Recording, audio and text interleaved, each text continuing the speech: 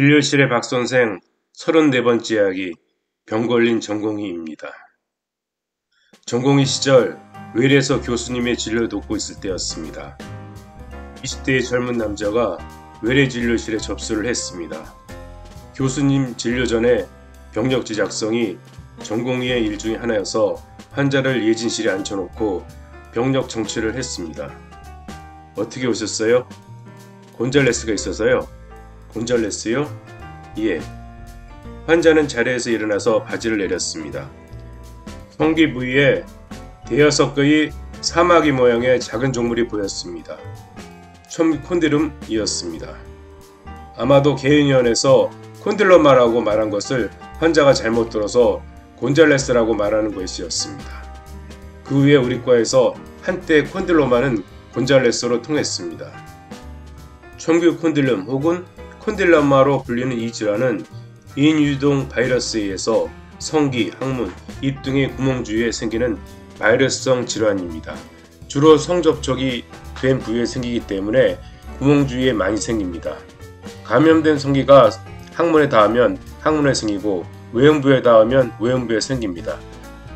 드물게는 입안에 생기기도 하는데 입에 감염된 성기가 닿아서 생기기도 하고 드물게 의료인이 콘딜로마를 제거할 때 사용하는 전기 소작제에 의해 기화된 바이러스가 의료인의 입안에 들어가서 목이나 입안에 생기기도 합니다. 감염 후 잠복기는 1, 2개월 정도라고 하지만 사람 각자의 면역력에 따라서 증상이 나타나는 기간이나 발현 속도가 다르기 때문에 잠복기에 대해서 말하는 것은 큰 의미가 없습니다. 콘딜로마가 생기면 치료는 포도필린을 도포하여 치료를 하거나 전기소작으로 제거하여 주어야 합니다. 드물게 레이저로 제거한다고 하면서 보험이 안 된다고 일반 진료비로 비싸게 받는 병원들이 있는데 콘딜로마는 레이저로 제거가 힘듭니다. 전기소작이 가장 좋은 치료 방법입니다. 아마 그들도 레이저를 한다고 하면서 실제로는 전기소작을 할 것입니다. 제거 후에도 바이러스가 성기 주위에 씨앗처럼 뿌려져 있어 재발이 잘 되기 때문에 나중에 다시 제거하기도 합니다. 콘딜로마가 발생하는 것 중에 가장 골치 아픈 부위는 요도 입구인데 이것은 콘딜로마의 제거도 힘들고 제거 후에 잘못하면 요도 손상이 생길 수 있습니다. 그리고 요도에 생긴 콘딜로마가 드물게 방광까지 침범하기도 합니다. 이런 환자는 대학병원에서도 치료에 골머리를 앓습니다. 100% 치료가 안 되어 다시 재발이 되기 때문입니다. 모 대학병원에서 스텝으로 근무를 하고 있었을 때였습니다. 내가 어린 나이에 스텝이 된 관계로 4년차 전공의보다 나이가 적었습니다. 군대에서 신참마사와 고참병장의 관계처럼 서로 보건 관계였습니다. 어느 날 의국에서 책을 읽고 있는데 4년차 선생이 나에게 다가왔습니다. 저 교수님 말씀드릴 게 있는데요. 뭔데요? 항문 부위에 뭐가 생겼어요. 나는 선생을 데리고 진료실로 들어가 무용등을 켰습니다.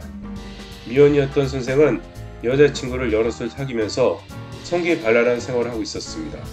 바지를 내리고 엉덩이를 관찰했습니다. 그 항문 주위에 대여섯 개의 닭뼈슬과 같은 조그마한 종양이 관찰되었습니다. 콘딜로마네? 그런데 왜 항문에 콘딜로마가 생기죠? 선생은 황당한 듯 바지를 올렸습니다. 나는 아무 말도 하지 않고 외래에 있는 소수술실에서 부음마취를 한 후 전기소작을 하여 콘딜로마를 제거했습니다. 그리고 한 달 후에 의국 회식이 있었습니다. 의국 회식에서 지나치게 취한 전공의 선생에게 농담삼아 물어봤습니다. 그때 그 병변이 왜 생겼어? 선생은 웃으면서 혀 꼬부라진 소리로 그 내막을 말했습니다.